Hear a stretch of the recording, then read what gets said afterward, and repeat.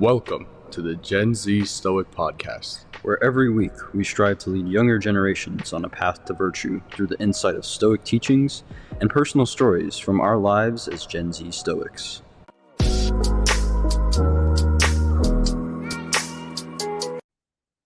Welcome to this week's episode of the Gen Z Stoic Podcast. Because it's Thanksgiving, one of my favorite holidays, this week we're going to be doing an episode on what we are grateful for. It's something that is key to being both a Stoic and key to the Thanksgiving holiday, which is why I like it so much. I'll start off with a quote, which I also used in a previous episode where we did a deep dive on gratitude. If you haven't checked that out, you should check that out already. But Marcus Cicero says that gratitude is not only the greatest of virtues, but it is the parent of all others.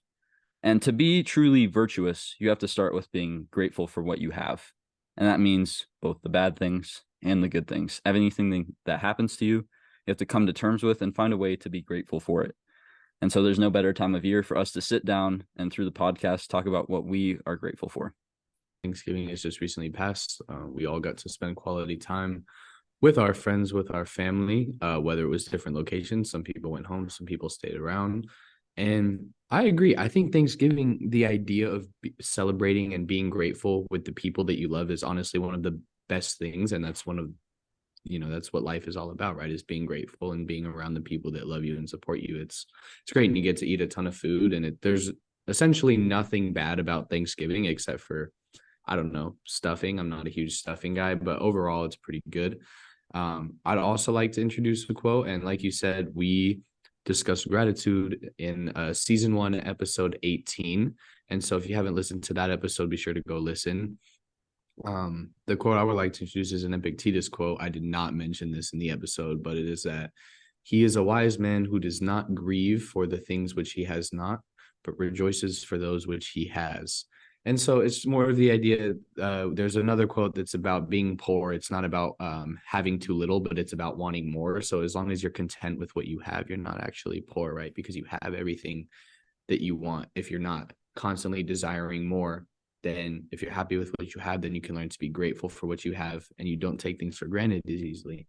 I think especially it's very interesting that we are choosing to discuss being thankful, especially around this time, because now is the time where, the holidays are approaching, people are stressed out, people are, slammed with finals. Things just get very fast paced at the end of the year, and we often forget how to appreciate the simple things that we do have. So it's it's timing that we're talking about this now. It's also interesting that we have this concept of Thanksgiving as like the day of giving thanks, but then in America we sandwich it with like Cyber Monday and Black Friday and this kind of consumerism, and this idea of like sit down and kind of take stock of what's going great in your life and what you have to be thankful for kind of gets swept under the rug. Like you said, it gets kind of fast paced, it gets kind of stressful. For many people, they have multiple places they have to go for Thanksgiving, multiple family dinners. And so they're bouncing from one place to the next. And then, whether you're at school, you kind of have that Thanksgiving break, and then boom, you're in final season, or you're at work and you just get a few days off and you're kind of boom, right back to the workplace. You don't really get the full amount of time to step back and be thankful. And I certainly haven't. And so that's why I'm grateful, first of all, just to have this podcast, have this space to be able to kind of express my thoughts, at least around philosophy, express my thoughts and kind of, just vent about some societal issues I have. And for this week, I haven't really had the time, and I haven't made the time to be fully thankful for everything that's going on around me.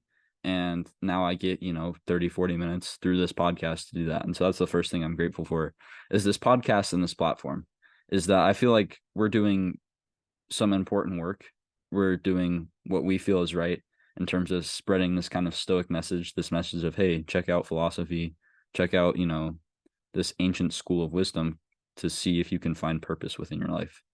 We have it on our website. Our generation seems to lack purpose. And so what we're trying to do here is build a platform that has that message of whatever you do something with purpose. We're not going to judge you for what you do as long as it's purposeful and it has some meaning, because that makes you stand out from our generation. And so to be able to have that platform, share that message with hundreds, thousands of people, and just, be able to do this week after week, especially with probably my best friend, it's something I'm extremely grateful for. It's great that we have this opportunity and it's something that I definitely don't take for granted. Is I'm very grateful every week. It's very healthy for me to get things off my chest through this podcast.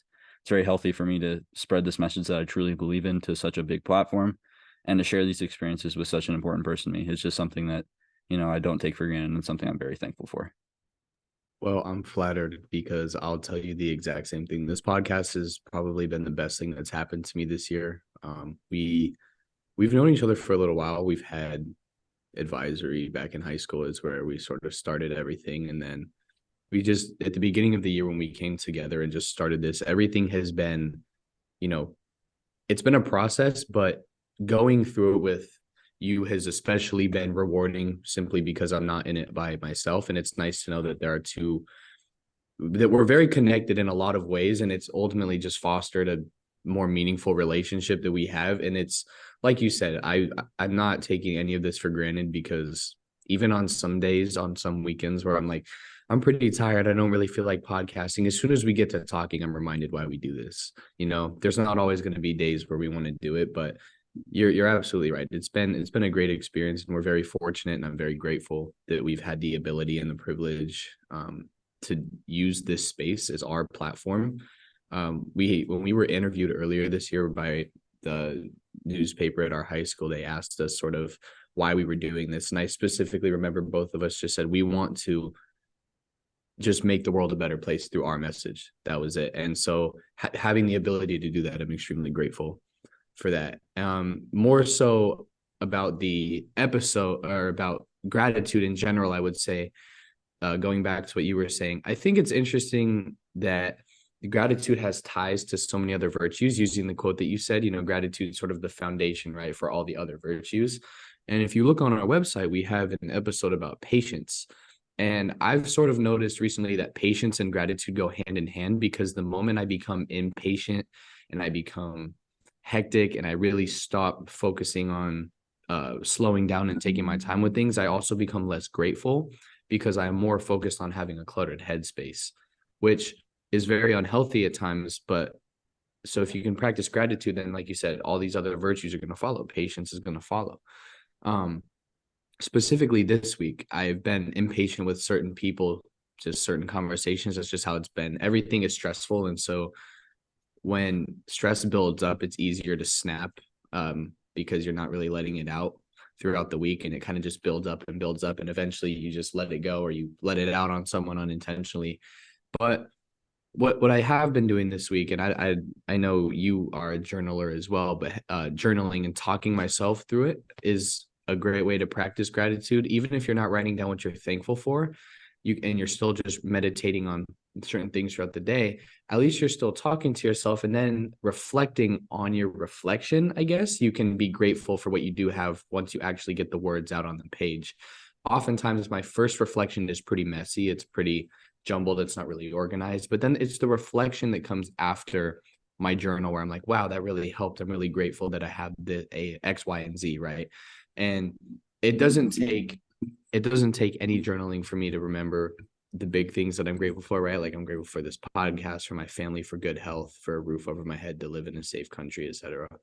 But it's the little things that we often do take for granted that we need to be more grateful for in times where we sort of push them under the rug and forget and try to move on, like you were saying, especially this year at this time of year, right? It's work, it's finals, we're stressed. Black Friday, that was a really interesting point because it's almost pushing the opposite effect. Like it's Thanksgiving, but you should be less grateful for what you have and want all this stuff because it's for a good price, right? It's like a very interesting thing to be juxtaposed with each other. But I just thought that was a good point that you brought up. And I was going to mention before you brought it up, the small things. That's also something that I think we kind of sweep under the rug.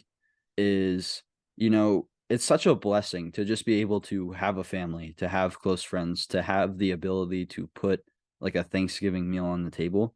And I think that's one of the biggest things about gratitude for me. Is so often in today's society, especially in America, I know we have a lot of foreign listeners, so this is a very American perspective. But in America, we take such little things for granted, right? The ability to be safe, to live in a peaceful, for the most part, a peaceful country, the ability to put food on the table. We both come from privileged backgrounds in the fact that we don't have to worry about that. And there are many people who do have to worry about that. And I think that practicing gratitude is kind of one of the most, you know, like leveler things in that regard, in terms of you gain that value of perspective because you never underappreciate the very small things. And that's something that I've really put in focus this week. Is I'm extremely grateful that I was able to go to a family member's house, that I was able to enjoy kind of the loving embrace of family, especially with a rough college semester and, going through some things that are not that great. I'm very grateful to just have that basic aspect of family. And you mentioned journaling. One thing that I will add kind of in conjunction with journaling is take what you journal and apply it outside of that journal book. Go tell somebody in your family that you love them and you're very thankful for them, or a friend. If you don't have somebody in your family who you think that that you're that grateful for, a friend maybe. But choose somebody who you are able to truly express your gratitude towards, not because, it's some kind of self-rewarding thing, but because it makes them feel better. It makes that person's day. And if you can go make that person's day, then that's a great thing for you. That's a great thing to do with your day, to go out there and, make some positive change and, make that person happy for a day, because you don't know their situation and maybe they need it. And so that's something that I was really able to do this week. And I'm grateful for that opportunity, is that, you know, when we take these small things for granted, when they get taken away from us, we're shocked and we don't know how to handle, right? Put yourself in that position, if you're somebody who's lucky enough to, you have a full family that loves you, you have a bunch of friends, you have that ability to put food on the table, a roof over your head. Imagine like half of those things are taken away. You'd be shocked, like you'd be devastated. And so one of the ways that, ancient Stoics dealt with that is going and actually living like that. Both Seneca and Cato both did those things where they would go and live in poverty for a few days out of the month, out of the year, so that they weren't surprised if they were in that situation, so they know to be able to deal. That's not really, applicable. That's not really feasible for today's generation. So my modern equivalent to that is just be grateful for those things and don't let them, kind of get swept under the rug. Don't let them go unnoticed. Acknowledge them and acknowledge that you're grateful that, you have these basic life necessities and that you have a family and friends that provide for you, socially, monetarily, with the basic necessities for life. Just be grateful for those things and express that gratitude, not only through like journaling and keeping it to yourself, but outwardly, externally, by, just kind of acknowledging that you're thankful for the food, or, telling a family member that you really love them and that you're grateful for them. Even if it's after Thanksgiving now, that gesture still goes a long way. It doesn't have to be something that's like part of a holiday. And that's one of my issues with like all holidays, is that we kind of build up this kind of phenomenon that we have to do all these things on one day, that one day is earmarked for, giving thanks, or one day is earmarked, if we're talking about like Valentine's Day, for example, one day is earmarked to, shower your romantic partner and all these gifts and all this affection. Instead of just earmarking one day for that, practice it throughout the year. Become a practicing person of gratitude. And like you said, patience follows. Other things follow, like a virtuous life follows if you continually practice gratitude, because you have that perspective and kind of less of an arrogance of somebody who's like, I take all these basic things for granted and they're not grateful for the food that they have on the table, the roof over their head, the car that they drive. They're not grateful for any of those things. You gain such a perspective over that person if you're able to just practice that simple gratitude. I thought it was interesting that you brought up Cato because we actually haven't mentioned him very often in this podcast. So I thought it was interesting you brought it up. There's 2 points I want to cover. One's about Cato and one is about the small things. But the first thing with Cato is it's interesting because when you sort of dive into who he was as a Stoic, he was regarded, and I'm quoting this from the Medium, but that he was more of a practitioner of Stoicism as opposed to a writer or a teacher. And that idea is exceptional with gratitude, right? It's far better to be a practitioner of gratitude than a teacher or a writer of gratitude. It's far better to lead by example and lead with gratitude than just talk about it and just preach it instead of actually doing it. So it was interesting that you brought him up because I haven't heard that name in a while, because we usually have our three, right? Epictetus, Seneca, and Marcus Aurelius. So it was good to expand outward to him. But with the small things, I would like to say, it's funny that we have certain days throughout the year, like holidays, right? Oh, this is the one day of the year to be grateful, or this is the one day to celebrate our country's independence, blah, blah, blah. We have many. If we are, like you said, if we're constantly living in a state where every single day we're expressing this gratitude for whatever it may be, whether it's we're grateful to live in a country that's free, or we're grateful to have our family and friends, whatever it is. If you're constantly practicing that, life changes for you in two ways. One, it becomes a lot more simple, because when you're constantly wanting more, the world seems a lot more complex. And with the, consumerism trends of today, it's very easy to want more always and always and always, because everything's being pushed out to you. Oh, you should get this, get the latest deal with this, try this new product, blah, blah, blah. If you're just content with what you have, life is very simple and it's not chaotic. It's far less chaotic. I'm not saying that that will bring you complete peace, but when you only focus on what you do have and you're not constantly being envious of others or being greedy, then life becomes a lot more simple and it's a lot more peaceful to live knowing that you're satisfied with what you have. And the second way that it changes is you become overall a happier person. And I've noticed this when I'm around individuals who are not happy. I feed off of it. We feed off energy as human beings, right? We feed off our environments. Our environments essentially sculpt us, which is why putting yourself in such a healthy environment is so important. So if you're an unhappy person and you're putting out this negative energy into the world, you're going to get it back. I believe very much in the concept of Ouroboros. And if you don't know what that is, it's essentially described in a picture. It's a snake eating its own tail in a full circle. And the idea of Ouroboros is that what goes around comes around. So what you put out is what you're going to get back. So if you're putting out negative energy, you're going to get negative energy back. And this isn't necessarily a Stoic concept, but I believe that it could certainly be applied. As we've talked about, Stoics believe that if you're a force for good in the world, then you're going to live virtuously and good things are going to happen to you. So it's a similar idea with negativity as well. If you're only putting out negative, words and negative thoughts out into the world, well, you're only going to perceive the world as a negative place. It ultimately starts with your mind and how you're seeing it. So when you're grateful, you become a happier person and you start putting out gratitude. You start putting out joy. You start inspiring others when you lead through example. And ultimately, that's how the world becomes a better place. If everybody is grateful for what they have, then we can all live, harmoniously, grateful for what we have. We're all happy. We're all very thankful. We're all very understanding and self-aware. That's also a big thing, is people who often aren't grateful or lacking self-awareness. If you are not self-aware, you're simply not going to be aware that you're ungrateful and that you're unhappy. So having that conversation with yourself, maybe I need to slow down, talk to myself, look at what I do have, look at the good, and then move forward after that. Well, and it's interesting, the juxtaposition between bad experiences and good experiences. It's something I've thought a lot about this week as well, is that I'm very grateful for kind of like the life experiences that I've gone through. I think that's something that's kind of another like oversimplification thing. People just kind of like take that for granted. But I think that it's important that you're equally thankful for like good times as you are bad times. Because in my mindset, you are thankful for good times because those serve as like joyous memories. They serve as moments you can kind of recall for, moments of strength, moments of happiness, moments where you're truly content with kind of your place in life. And then you also are thankful for bad times because those serve equally important things as lessons. They serve as lessons that you learn from, that you have improved upon, that you have to be grateful for because they've shaped you into the person you are today. And so I think those are both equally important.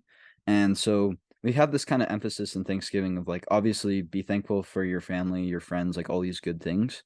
And we both obviously are, but it's also, you need to be thankful for the bad things that are going on as well, because the bad things are currently, teaching you to have more strength, to learn these lessons, to improve yourself.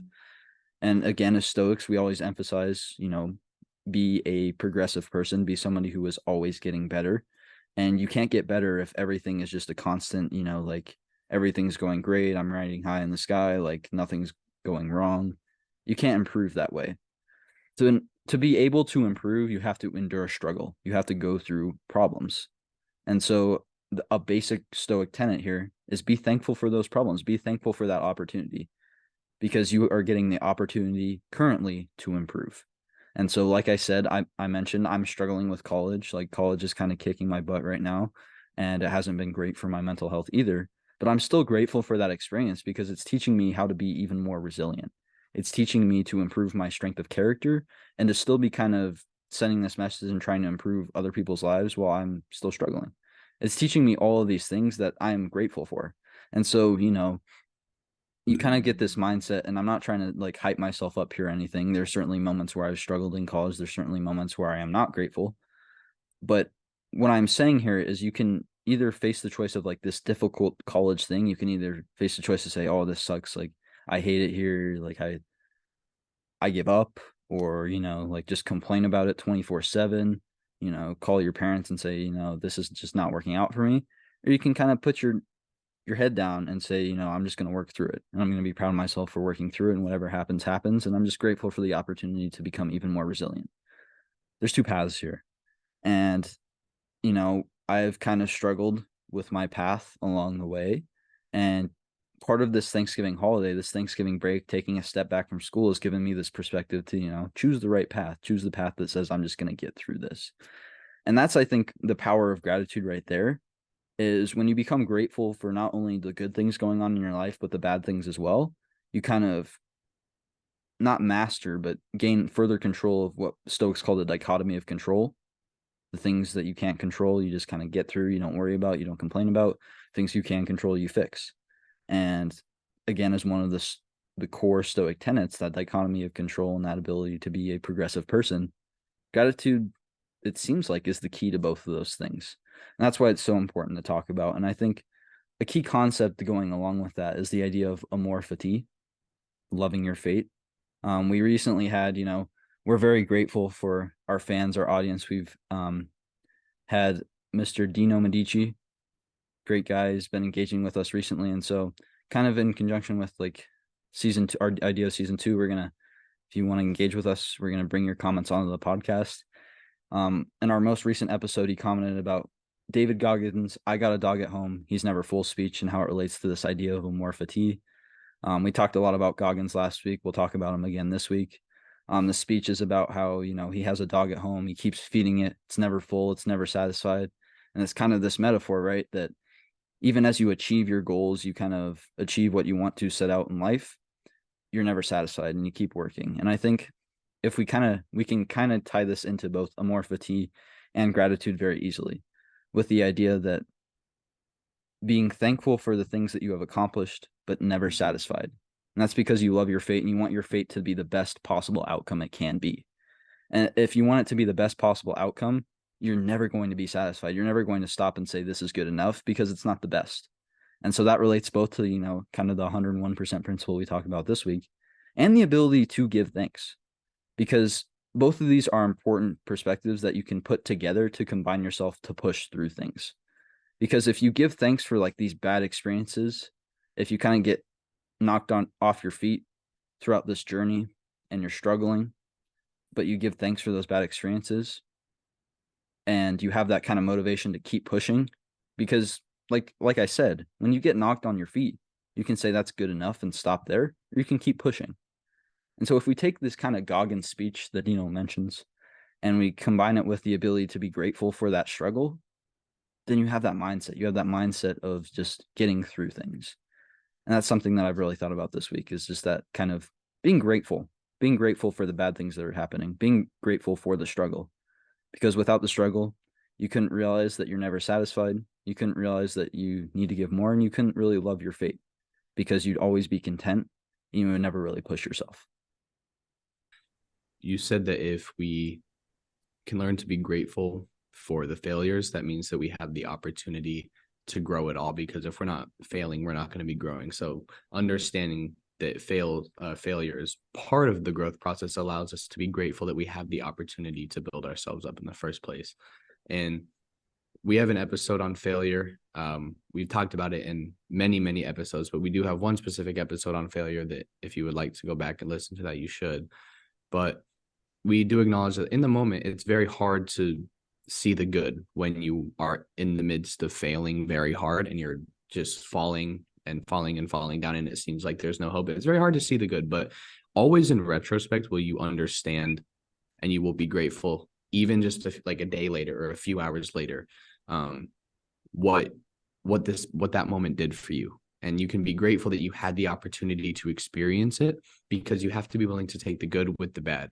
Very common Stoic belief. Second, yes, on our YouTube. Thank you, Dino, for your engagement, and we have enjoyed seeing your appreciation of this podcast. And there was another comment before, I believe it was 2 videos before. Moro, this was on our first unscripted episode. Moreover, just talking about how uh, he appreciates, younger adults speaking out on topics like these. And so we want to say we appreciate it. We are, we're thrilled to see new engagement and that people are enjoying what we're putting out. So it is certainly an honorable mention for today's episode is Dino and his engagement. But yes, we did talk about Goggins last week, going back to what you were saying. And the idea of, like you said, right, never being satisfied and amorphity, loving your fate.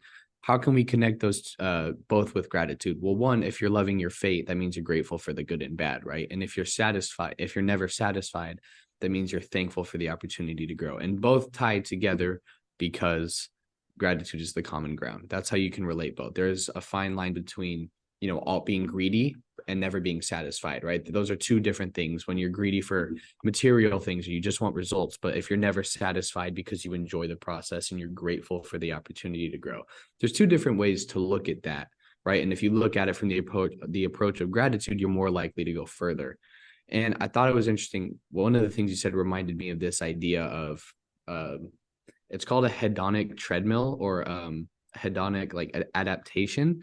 And basically, so you were saying you take the good and the bad, right? And so you're going through life on a straight line, you're going to go ups and downs, right? That's basically what the hedonic treadmill looks like. And it says that in dumbing it down, that through the good and the bad, the positive or negative events that we go through in life, we're always going to return to this pretty stable level of happiness, right? So once we get, super happy, we'll always come back down to where we were. Once we get super low, we'll always get back up to where we used to be. And so that sort of helps us understand what gratitude can look like, right? That even when we're at the highest highs or the lowest lows of our life, we can always find that medium, and that will always be gratitude. Gratitude will always allow us to return, to that flow, that steady flow state that feels good and that makes other people around us feel good. One last thing that I would like to add that I'm grateful for is that I'm very grateful, very thankful that we kind of live in an age now, that we've grown up of an age where it's very easy to be educated. That's something I'm extremely grateful for, is that we often take for granted the fact that our generation, Gen Z, has grown up with the internet and with, nightly news on the TV, and, you have your Apple News on your phone. We live in an era that it's so easy to be educated. If you want to learn something about really any topic, you just have to get your phone, get your computer, look it up, and Google an article. And boom, you become educated about that topic. And it's something that I think we really take for granted, something that's been made very easy by the digital age, something that I'm very grateful for, is that we have that true ability to just be educated in an unparalleled sense in history. Is that, if you want information, it's 2 clicks away. It's 5 seconds away. If you want to be educated on a topic, it takes very, very minimal effort. Take, for example, the Stoic philosophy that we've truly gotten into. There are free copies of Seneca's works, of Marcus Aurelius's works, of Epictetus's works, of many, many works, of very many famous philosophers that are available for free on the internet. You go to your local library and they have a lot more philosophical works that are absolutely free for you to rent out and read. That's how I got started in this Stoic philosophy, is that we live in this era of just being able to be educated almost instantly if you put in effort, put in the work, and kind of use your resources wisely. And that's something that I'm very grateful for, is it seems like we're at an unparalleled time when it comes to that, where we can be educated just like that, just with kind of the snap of a finger, where previous generations had to work a little bit more for it. And it's something that I think we kind of take for granted and aren't fully using as a generation. And that's why I wanted to point it out as kind of my last comment for today's episode, is that we live in this era of such quick information. Please utilize it. And, the more you utilize it, the more you'll hopefully come to my perspective of being very truly grateful for it, because you'll realize that, you become a very intelligent person for it. You become a very informed person for it. And the more informed, the more intelligent, the more educated you are, the more, kind of valuable you are to society, the more perspective you gain, and the more you live like a virtuous being.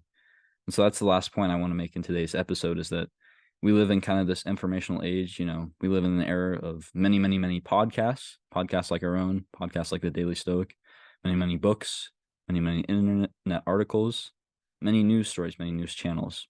You have so many resources at your disposal. So utilize them wisely and be very grateful for the fact that, you have all of these resources available to you just at the touch of a button.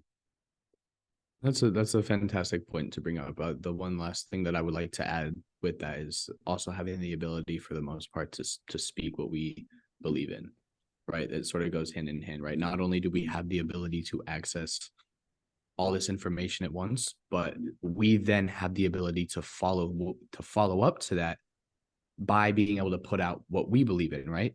We have the ability to speak. We have the ability to push our message out for the most part. Now, some people push out a message and get canceled usually because it's pretty extreme. It's a different point than what I'm trying to make. I'm thankful that we have had the ability, like you said, to find this information, to be immersed in, this plethora of history on the internet from 2 clicks away. And also, that's a perk of social media, right? Is you can gain perspectives. So I know we have hated on social media a lot in the past, but it's not all bad, because without social media, we wouldn't be able to air this podcast. So there's pros and cons to social media, but ultimately, I'm adding on to your point by saying that I'm thankful that we have had the ability to do this and to speak our truth and to speak our message and put that out into the world.